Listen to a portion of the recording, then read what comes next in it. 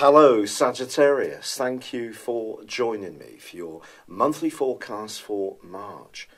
Mars, the planet of drive, of instant gratification and also of ourself, is going to be in your sign through to the 17th. Therefore it gives you a fantastic opportunity to keep driving forwards with your agenda. But because this month begins with the Sun in the most sensitive part of your scope, and Mars is going to be in contact with points within that area, the first half of this month is going to require a degree of care. Not least because there's a full moon on the 2nd, which is going to see your feelings very close to the surface.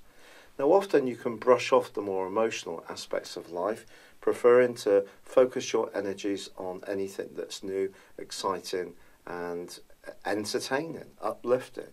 But this is a particularly complex full moon because it combines with Neptune. It's in opposition with Neptune, which is the planet of dreams. And that's in a very emotional part of your situation, has been since 2012. This combination provides a backdrop for the next 2 weeks, which could see you trying to balance what you want from your home, emotional, and the more security-led parts of your needs against how you fit in with the wider world, your responsibilities, obligations, goals and ambitions. These need to be utterly realistic. So though Mars is giving you a lot of drive, it's not going to be helpful to you to apply the right level of drive to the wrong situation. So it's about being proportionate, but what's going to help you hugely is that both Mercury and Venus are going to be relocating at the start of week 2 into a delightful zone. Yes, they're moving into your sister fire sign of Aries. Now Mercury here is much more free-spirited than it has been in the sign of Pisces. It's an opportunity for you to think afresh, to be much more spontaneous. You already have Uranus in this sector and have had it there since 2011 full time. Venus moving into your 5th solar house, well, this is about as good as it gets. This is about neat romance, passion, conviction around the things that are really important to you. So if you're someone who's very creative or has a love of a particular activity, the next 2 or 3 weeks are really going to see you shimmy with energy around that.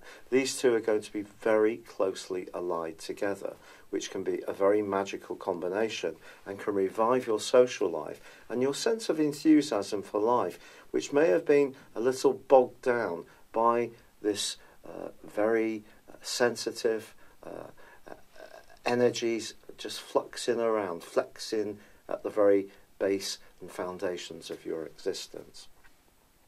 But it is true to say that Jupiter, your ruler, is going to slam on the brakes, go into a retrograde on the 9th.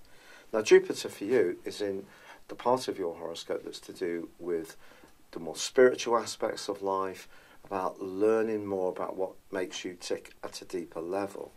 So it's possible over the next 4 months there may be some rethinking or reanalysis about some of your core values, but it also can be a time when you can gain new ideas, lots of them, which can prove to be very rewarding. Now week 2 is going to see some complications. Venus and Mercury are going to then square up to Saturn, which is in your sector of resources. The end of this week is not a great time for you to be throwing money around loosely. It doesn't matter if you're really drawn to someone romantically or you have dependents who are used to you being their main beneficiary. It's important that people take responsibility for their own situation, and grand gestures won't help necessarily to bring someone by your side. They may actually find it a little off-putting. Also, you may want to be a bit more careful around what you eat and drink, especially more sugary or calorific things. However, this week, the 2nd week, also sees Mars go into a spectacular angle with Uranus. Now, this is very positive for you because it can help you to get into that side of your nature which just loves to live in the moment and can be so spontaneous. However, Mars, ironically, does forge a very tricky right angle to Neptune that week too.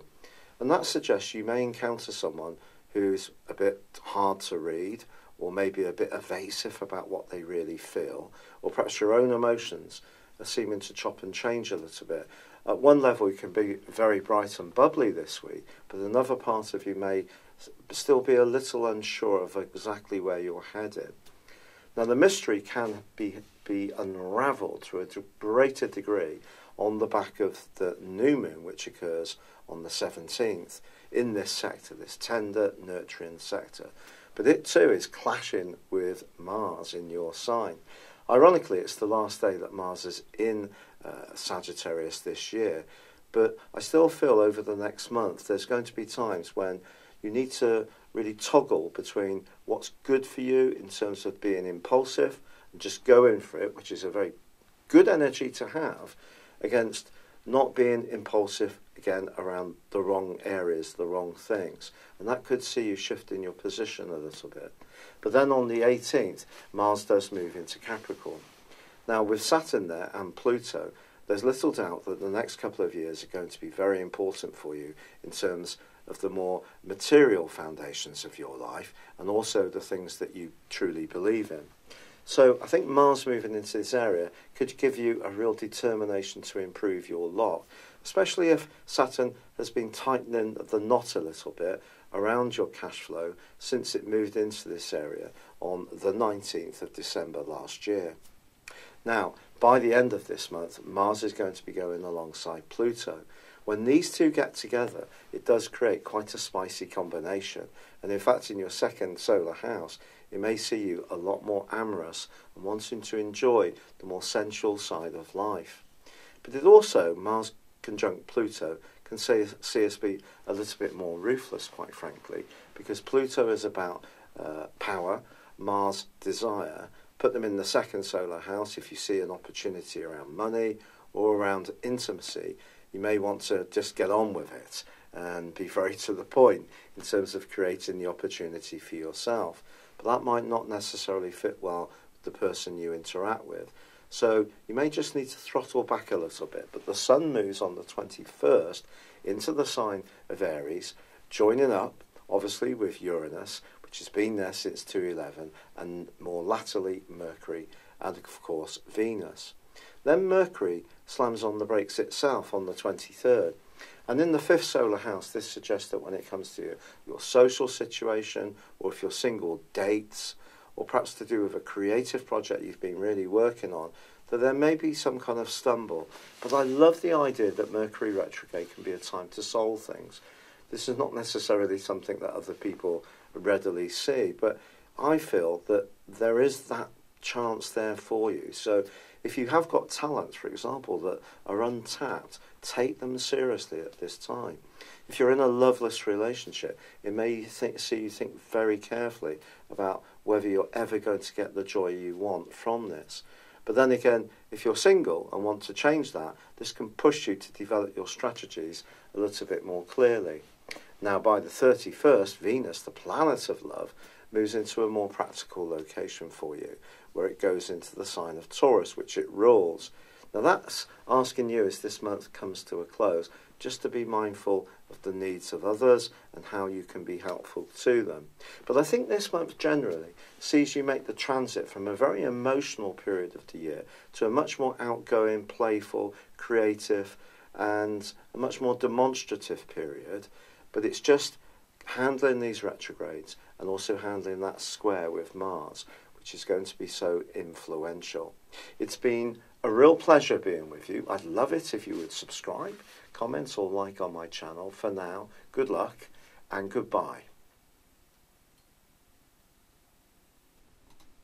Hello, thank you so much for watching my video. I'd love you to join me at my Horoscope Ace app.